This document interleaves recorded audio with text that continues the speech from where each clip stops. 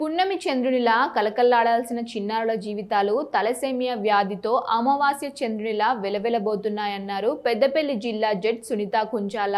కళ్ళ ముందే తమ చిన్నారులు పడుతున్న నరకయాతను చూసిన తల్లిదండ్రులు తల్లాడిపోతున్నారన్నారు. పెద్దపల్లి మీడియాతో మాట్లాడిన ఆమె ప్రతి సంవత్సరం ఏప్రిల్ 7న ప్రపంచ ఆరోగ్య దినోత్సవం జరుపుకోవడం ఆనవాయితీగా వస్తుందన్నారు. అందులో భాగంగా ఈ నెల 4వ తేదీన జిల్లా కోర్టు ఆవరణలో తలసేమియా బాధిత పిల్లల కోసం రక్తదాన శిబిరాన్ని నిర్వహించామన్నారు. ఈ శిబిరంలో సేకరించిన రక్తాన్ని తలసేమియా వ్యాధిగ్రస్తులకు అందించామన్నారు. ఒక వ్యక్తి దానం చేసే రక్తం 3 తలసేమియా పిల్లల ప్రాణాల్ని కాపాడుతుందన్నారు. ఈ రక్తదాన శిబిరంలో దాతలు అధిక సంఖ్యలో పాల్గొని తమ రక్తాన్ని దానం చేయాలని పిలుపునిచ్చారు.